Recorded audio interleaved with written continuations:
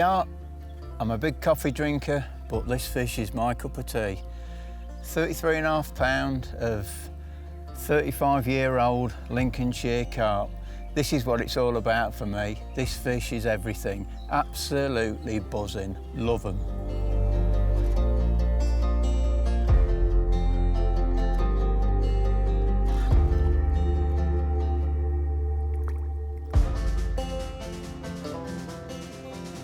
Right, we've just put that beautiful common back. 33.5 pound of gorgeous Lincolnshire 35-year-old plus golden common. Absolutely made me day. That is what it's all about nowadays for me. That fish is as old as my son. It's brilliant, absolutely brilliant. Takes me back to the same sort of burning fire I had as a kid. I can remember biking out of Market Raisin to the River Race, to trot down that river with me maggots, days fishing and catching fish up to 13, 14 ounce, which really absolutely had the same effect then as what my carp fishing has nowadays. And then I progressed onto the lakes for the gorgeous tench, the big green red-eyed tench, and I was fishing for those. Really got it together sort of really early days, age 11, 12. I was fishing for big 3 pound, which was a massive tench in those days in the early 70s, and even had some 4s and 4.5s, and they, you know, the memories of that.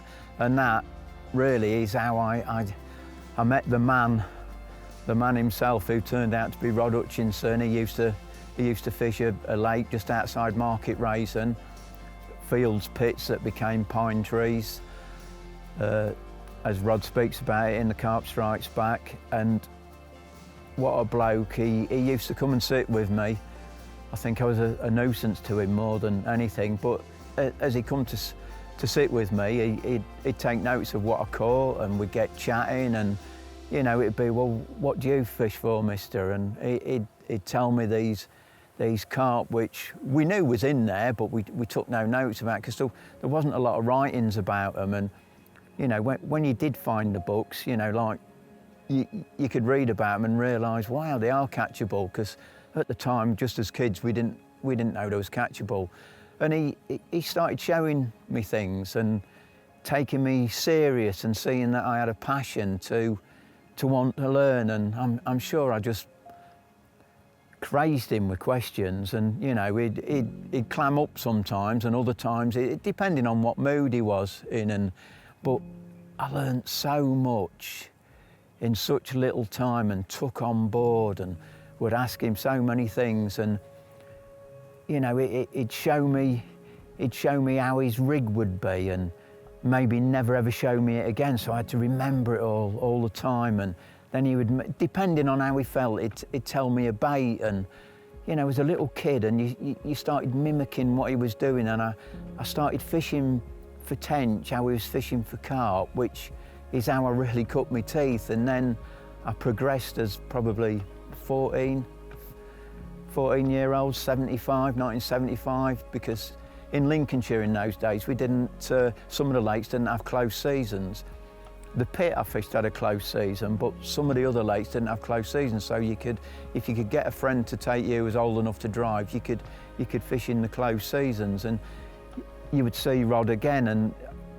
But I always remember back to when I met him on the pine trees. He told me so much. He was there when I caught my first carp. He photographed it for me, a 13 pound common carp, which I'll take to my grave, that fish. You know, you work so hard for your first fish.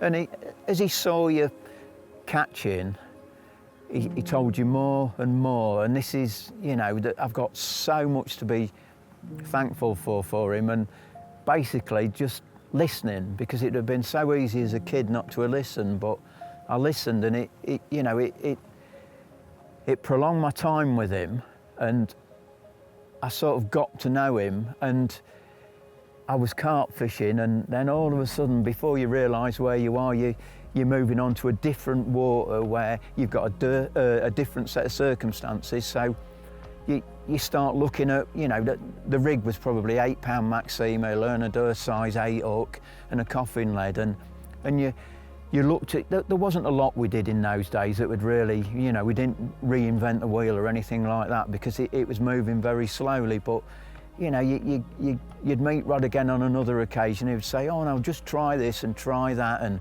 is it silty or is it? And it was like, what do you mean silty? And he'd point out what he meant, and the picture come together in the end. And as you know, as we started getting on to late 70s, and I started fishing lakes like Waveney Valley outside my county of Lincolnshire and catching a lot more fish. And so obviously you start learning a lot more. You're getting more runs, and you know, you're learning how to handle the fish care. You know, Rod's there again to show you the right ways to go about everything, and you started getting the converted Heron buzzers and the hand-me-down kit that he used to hand you down, and it all started coming together. And you know, we started moving further afield, got to the 80s where we were all driving, you know, and one or two of my mates were taking an interest in it, and we were venturing out to Essex, Kent, the home counties, you know, love Waveney Valley, the Homersfield Lake, and every venue chucked up a different bottom, so it was like a different court you was playing on, and you started progressing with, as the fishing tackle we got become more wide range, you started getting things you could mess about with, and this is where I'd see Rod again, I'd say, well, what do you think to this? Is this worth doing? And is that, yeah, and try, and he started developing his baits, and try this, boil that up or use it as a paste. And I think those days, they put so many miles under you. You know, you've probably been fishing for carp 5-8 years, but through the knowledge of Rod being passed back to you, it's like almost half a lifetime's worth of carp fishing. And so it really accelerated what you knew. But going back to those old days, you know, like, I was so fortunate to meet the bloke, for him to give me his time, and I suppose I was just, maybe he saw the fire burning in me as a young lad, and it, you know, that's where I am, like, today. The fire's just the same, you know. Like, I can remember that the first trip we went, probably the other side of London, and we was on a lake, and we was right out of depth, and you know, it's like, oh, I think I've overstepped my mark here. But you know, you come back and you'd realise, yeah, we're blank, but wow, you know, there's life for carp beyond their own circle that we're fishing in, and you soon got to grips with it, and you moved on. And again, being close to Rod, Rod would then start really opening up. And as the mid-80s got on, I got to know him really well again, and he asked me, did I want to work for him? And you can imagine working for a bloke with all his bait knowledge, and he was then fishing in France at Cassine, and he was one of the pioneers of starting that, and the knowledge he used to get off him. And then he let me into his syndicates. He had Woldview to start with some really big carp in the day in, and you know, I can remember catching my first Lincolnshire 30, and then I can remember catching my first Lincolnshire 40 out of Woldview, and it was prolific, those memories. And you know, he was always there, he was always talking to you about it, and he was so keen. I mean, I feel so honoured to have fished when Rod was so keen. And you know, a lot of people saw Rod when he was, you know, going, you probably want the best of health, and he used to struggle to fish, but he still fished. And you know, I fished with a bloke in the 70s and the 80s when he was prolific. And if there's one thing when people say to me, you know, what can you say you took away? What is the #1 outstanding thing? It's got to be watercraft. The watercraft he taught me is second to nothing. The bloke was complete and utter genius with it. He would point things out that you was unaware of. Fish movement, algae blooms, you know, clarity of waters, the temperature of water, things like, you know, you can catch carp in the winter, you know, when to feed heavy, when you're fishing for gravel pit carp, how to get on the run of fish as they're moving. You know, you can catch moving carp just the same as you can catch carp as where they've moved to. It become so apparent, you know, and he pointed all these things out, his watercraft. You know, like many a times I've been in a swim and he's just looked at me and he said, "How far are you out, mate?" And you'd tell him, so you want to be further to the right or to the left, and it was sort of like, but why? Because of the weed? He said, no, he used this phrase, and I've spoke of it before, the dinner table and the dinner plate, and wow, what a saying. I just thought, you know, there's not a truer word spoken. When you realise, you know, like in any one swim, a hot swim, the swim that everybody aims for, there is a spot in it. And that's what Rod means, that is the dinner plate. They like that spot. And when I used to say, but why do they just feed there? Because they like it. And that's basically all it was. They like feeding there. It's down to them. It's their environment, it's on their terms, and we've just got to work it all out. And that's what he drummed into me as an angler, and that's I think why I angle how I angle now. You know, so as soon as Rod had caught one fish, that fish was history, and that rubbed off on me. And I fish for the bite, the next bite, and when I've had that bite and it's in the landing net, if I had a button I could press and release it, I wouldn't even bring it on the bank. But then it's that next bite, and that next bite's your determination to catch more fish. Not than anybody else fishing, but it's that determination to catch more and more and more fish. And I think when you get it together, and when you know you're getting it right, the rewards are, you know, they just run up your line. Your work rate, you know, he said to me, you know, watercraft isn't just about daylight in hours that you're walking. He says, get yourself up in the middle of the night, walk that bank. He said, in winter, you're not going to see fish jump at convenient hours. Get up, make yourself get up, but enjoy it. Don't let it be a job to do and you don't want to do it. You've got to want to do it. And again, you know, fish movement in the night, it's not just in winter, in summer. You know, you can sit there on gloopy days and see 2 or 3 shows at night. If you keep yourself up, you know, set your alarm, get up at midnight. That, a lot of the times, those hours in between midnight and 3 in the morning, 30, 40 shows, and it just shows you where they are. And you just move before daylight, you're on them. And it's that bite that you probably wouldn't have got, or it's that hit of fish you probably wouldn't have got. And that's the watercraft that I had drilled into me. And watercraft is it. The bloke was a complete and utter genius when it come to watercraft. When you watched him fish, I just used to be in awe of watching him fish, how it just comes so natural, and he never knew, I just don't think to this day he never knew the absolute gift he had. I mean, he used to have a saying, it's like piano playing, you're either good at it or you're not. If you're good at it, it comes natural. If you're not, you've got to work 10 times harder than the bloke that's got it. But it's the same as anything in life. But you know, as a kid coming through the ranks to be a carp angler and to take on board what he said and to work hard at it, you know, it could have gone over my head. I could have been happy catching that when I've caught this, and you know, it's down to the individual. But I can't go on enough about, you know, work rate, watercraft. If you have to move, move. Don't think I'll fish there next time I come. Move. Up sticks and move. And if it ain't the right move, move again. You know, if you put a bivvy up, take the bivvy down. Get round on the barra, walk round and round and round.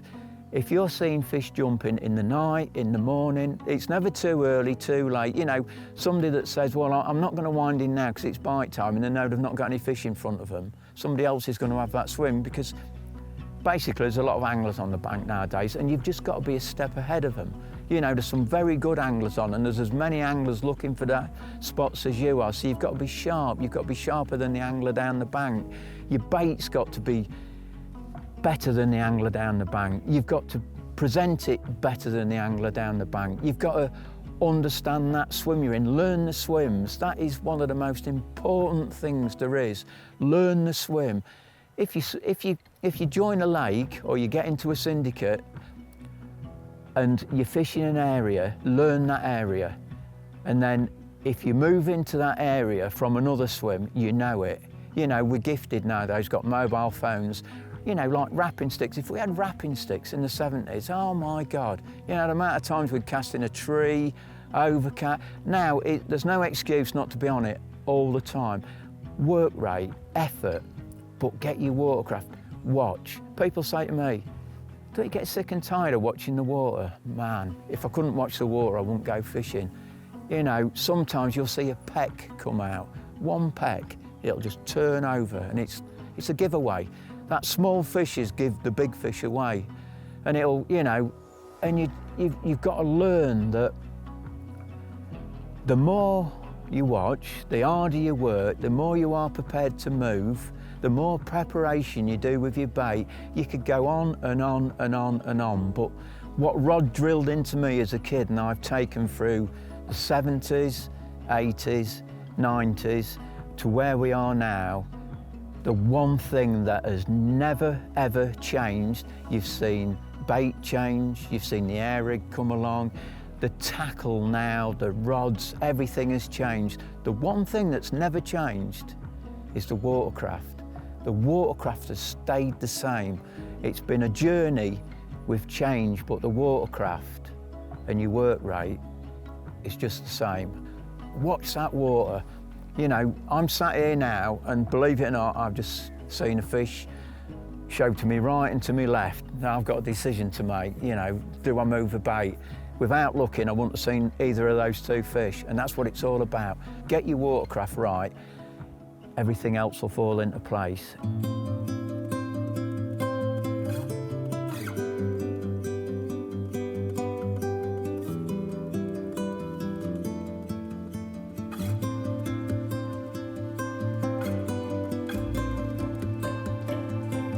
So what is watercraft?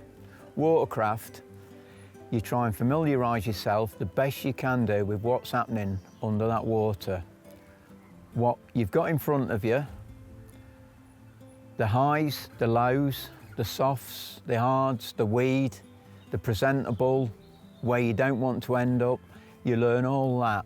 You learn that through leading about, marker floating, basically when you're not fishing and not to disturb other anglers, but you cannot give yourself too much knowledge of what's happening down there.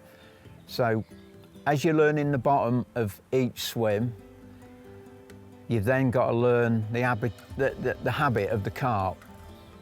You know, when you're seeing carp jump, there's what we say that's a feeding fish. Well, what's a feeding fish? Well, if a fish was to probably come straight out and crash out and go back down and bubble down for a long way, I would say you've got a feeding fish. You know, a fish doing an half somersault, that's fish playing. You know, fish porpoising, several fish at a time, they're on an hatch. You know, you're learning all that, that's watercraft. Where are those fish going to end up after the hatch, after the playing, when they've crashed out? You know, is it good to put yourself on those fish straight away? You know, good watercraft is keeping in with that weather forecast. If you've got fish showing and playing out to your right, and you know that there's a big southerly going to pick up, it's worth probably a chance of one fish. Move down that lake where you know, again, your watercraft comes in, you pick the area where that southerly's going to bang into, you know those fish are going to move on that southerly. So basically, move down before they move. Get yourself in that swim and present your bait to them.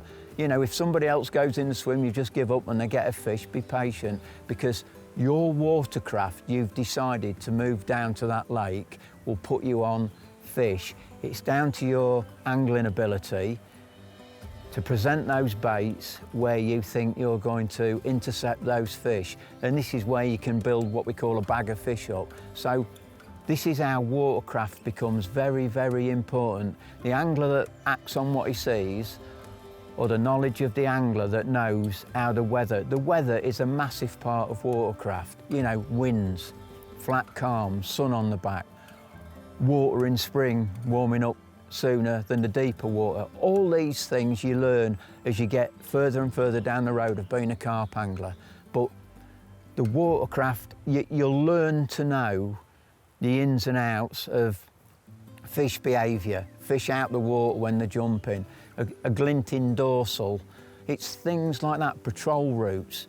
But where they're going to end up, prolong your time fishing for them in your swim by your knowledge of putting your watercraft together, or where those fish end up. They have a patrol route in most lakes. They'll start off there, they'll move to there, they'll come in between the islands, they'll move that way round, and they always end up in certain spots. And it's getting that route. It's where you can set your traps along that route. It's where you want to be at the end of the day fishing for them. Do the feed at night. It's no good having the swim where they're going to end up if it's not a nighttime feeding lake. You know, learn your feeding zones.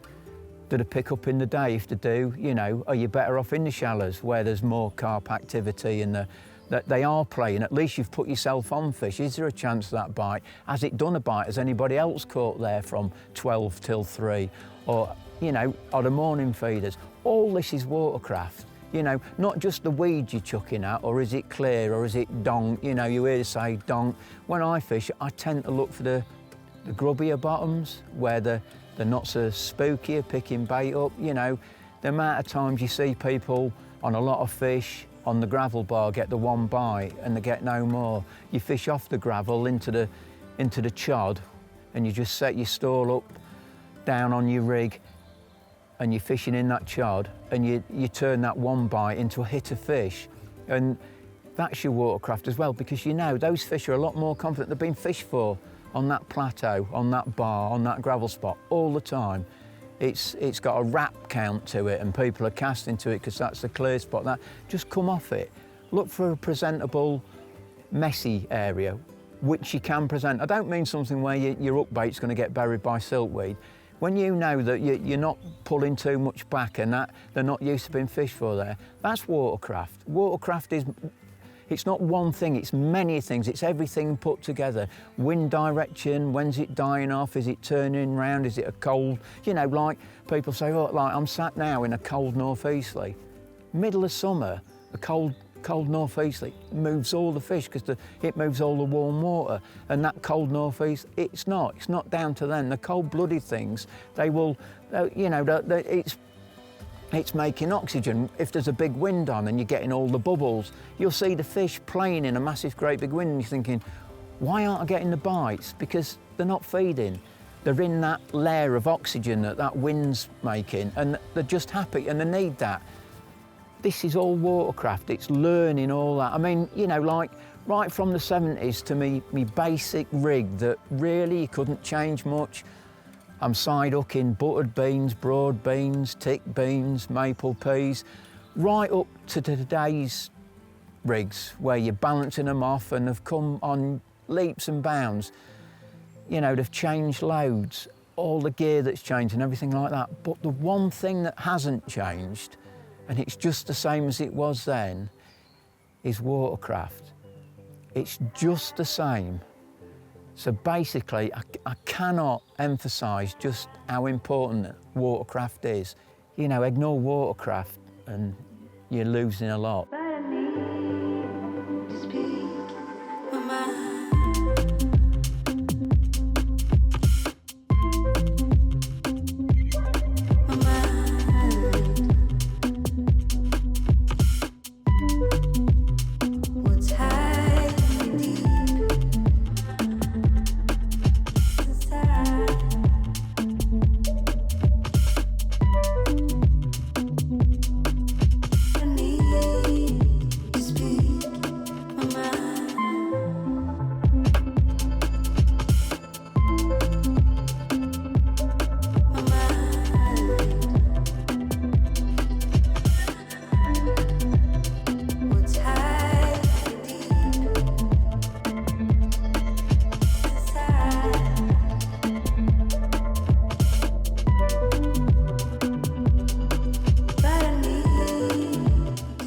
I've been fortunate to be brought up by an angler like my dad.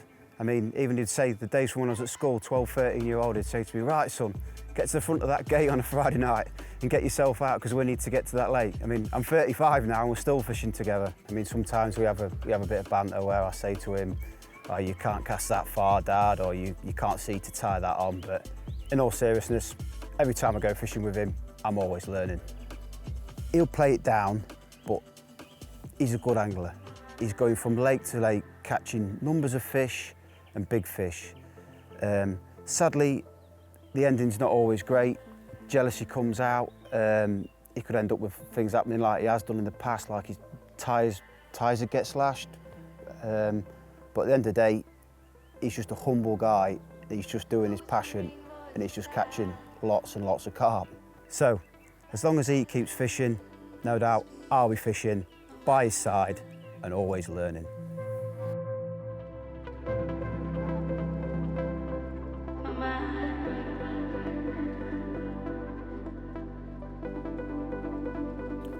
Right, that was watercraft. Now, something that's just as important, bait.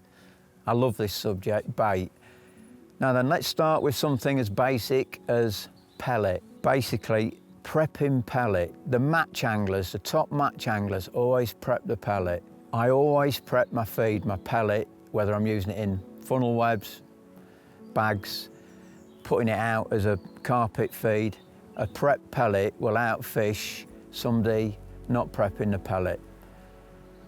What I like to do when I prep pellet is, if you go into my garage at any one time, there's prep bait at certain lengths of time of it being prepped. Now, I put the pellet into a big horse feed bucket, so you've got probably a 2 foot round bottom on the bucket. So you've got a lot of bucket bottom. So the pellet will go in there probably inch and a half deep, 2 inch maximum, and then you introduce the liquid of your choice in, and you stir that liquid in. Now, that's not prepping a pellet. That ain't ready to go into your bait bucket and you take fishing then, because basically that'll just wash out.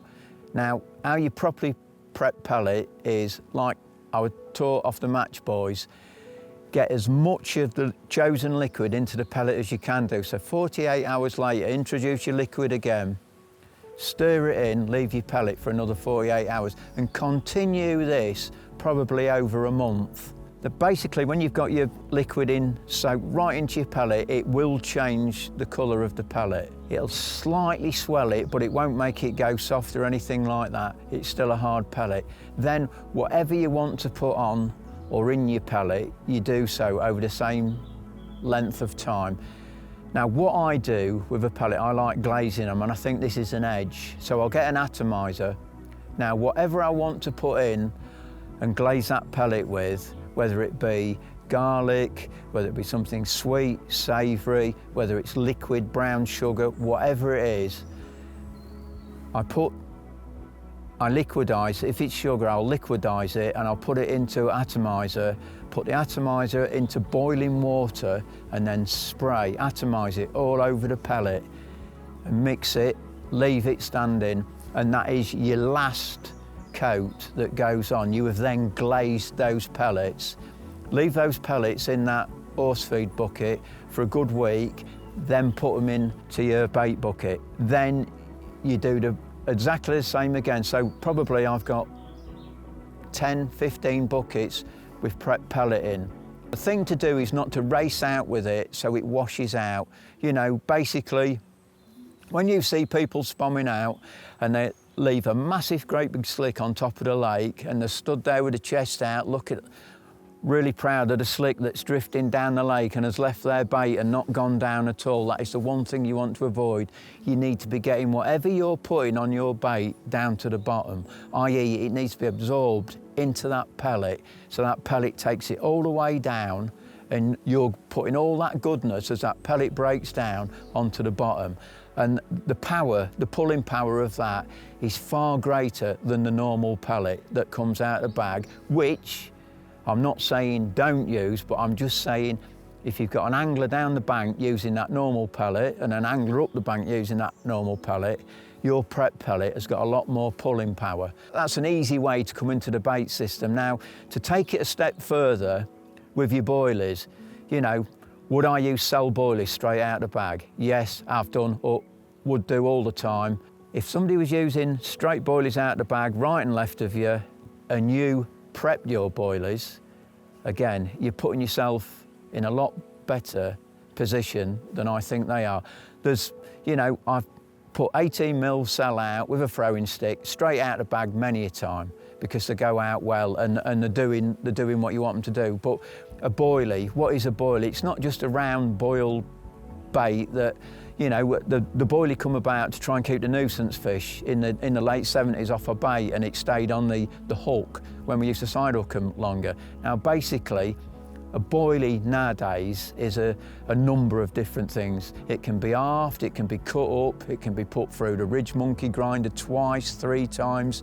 It can be a magnitude of things. It can be a product to go on top of another product. You can put one boilie, ground up, liquidised, on top of another boilie that's heavily flavoured. So basically, you cannot put too much emphasis onto bait prep. I've got bait prepped now in my garage for post-spawning. Basically, I'm doing well on a bait at the present, but I know when the fish are spawned, they act different, they feed different. My bait will change. I will start changing that bait before they spawn. Now, at the moment, I've got post-spawning bait prepping.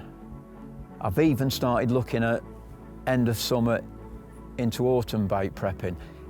You cannot prep too far ahead, because basically the one thing you're all probably thinking, but if you're using freezer bait, it'll go off. It won't. Himalayan pink rock salt is brilliant. You know, you cannot overuse it. You know, when you think of the days in the 70s when we used to look in the tins, buttered beans, broad beans, you used to look for the lowest salt content you could do, thinking they didn't like it. Now, what do? We can't put enough salt in it. So, you know, by salting your bait, you can keep that bait prep for months, and I do. You know, don't leave it in the sun, don't leave it in the back of your van. I'm talking about stored away in the shade in a garage where that temperature really doesn't move a lot in your garage. You know, if you've got the garage door open, yeah, it'll go sky high in there, but you don't. If you've got prep bait in there, I have a wall that I keep it against, and I write on the date when the bucket lid went on, and it is doing what it's doing. Now, that is keeping one step ahead of your fellow angler and try to keep in front of the carp, and it does look after me. I cannot emphasise enough on prepping bait. You know, people think, well, why should I work so hard prepping pellet when I can prep boilies? Because pellet can be your carpet that go down. Pellet is just, carp are raised on pellet. A lot of the times a fish will swim over a baited area. They know it's there, but they cannot keep passing it, because at some point they'll drop down on it. I can't emphasise how much prep your bait. What do we spend? Somebody that's very fortunate, 48 hours a week on the bank fishing. You know, a lot of people are Friday night fishing. You've got a lot of evenings where you might be watching something on telly just for the sake of watching it on telly. Get in that garage and start messing about with your bait, prep it. You don't have to spend a fortune. You know, yeah, you can really get into it. It depends how far you want to go. You know, brown sugar can be an awesome thing. You can liquidise it, you can atomise it. You can put it on top of boilies, you can let it dry on boilies, you can fast dry it, you can keep it loose on them, but you have to take it to the bottom of the lake. This is the #1 thing. It doesn't want to be falling off when it comes out the spom, as the spom opens. You have to take it, else all that prepping, all those weeks you've done it, it's irrelevant. You've got to take it to the bottom of the lake. You know, this is again where, you know, the fats, the soluble fats, the things like that that hang in the water, i.e., you know, from the Mainline range, the smart liquids. First time I ever used a smart liquid, I just couldn't believe what I saw. I basically put about 6 tubes, because we was field testing it, 6 tubes in a bucket with some water out the kettle, stirred it up, and I rowed out and put it over my baited area. And I just couldn't believe what I saw the next hour. Basically, what I'd done by doing that, I'd changed the top of the water surface. And what a carp are very inquisitive. Well, what I thought I had half a dozen to a dozen feeding carp, thinking I'm going to fill my boots in a minute, as the basically stood there, put the binoculars on and realised they were flanking and rolling in this water because the water was different. So with them being inquisitive, they just come into this different water surface and they were playing in it. And it's like, what the hell's happening here? But, you know, as you realise, those heavy smart liquids are dropping down, and this is where you get the fish going down with them, and you're pulling them down. The phrase, pulling them down, It's that product that's going down to your bait. As long as you've got it right on the bottom, you've got your carpet of bait out in the right area, in the feeding area, and everything's done right, and you put in, you don't have to put 6 tubes of smart liquid in to get it to go down to the bottom. A good heavy squirt on some bait will take it down, but you've got to get it to the bottom because smart liquid will come back up and then it'll explode and go back down. It's just like a firework going off all the time. And again, work it, use it, look, get it stuck on. A smart liquid works really well to put it on the bank. You don't need to prep with smart liquids. Smart liquids can be squeezed out that bottle on the bank because it will hang on your bait, it'll hang on your boilies, it'll hang on your pellet, it'll hang on your particle, anything you want to put it on. You know, I even dip me up baits in it at times just to get it different. So that's something, prepping isn't with smart liquids. Smart liquids are acting out in the water so they can be put on your bait as you're about to put it out. Just give it a stir in the bucket, it's there, it gloops it all up, put it in your spom, however you're putting it out, and it'll work for you because it can be taken to the bottom and it can lift. You can drop it from the top and it'll sink. So basically, you can't fail with it. It's a really easy product to get to the bottom. Now, this means when you've put these smart liquid out and it's falling through the columns, wherever those fish are in those layers, you will pull those fish down, and that's what it's all about.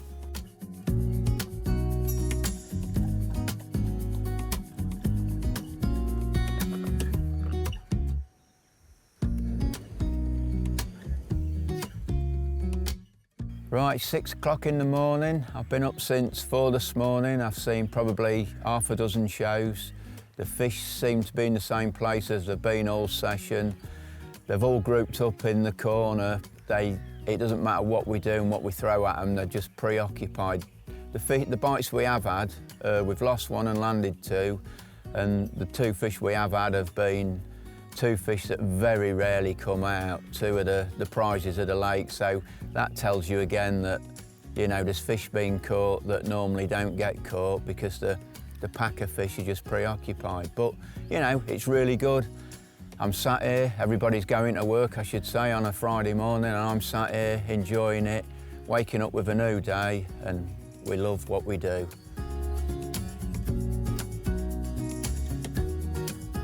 To bring us back up to date, I'm on a fishery at the moment. It's no publicity fishery. It's got some big fish in. It's looked after me very well. I'm on my 2nd season there.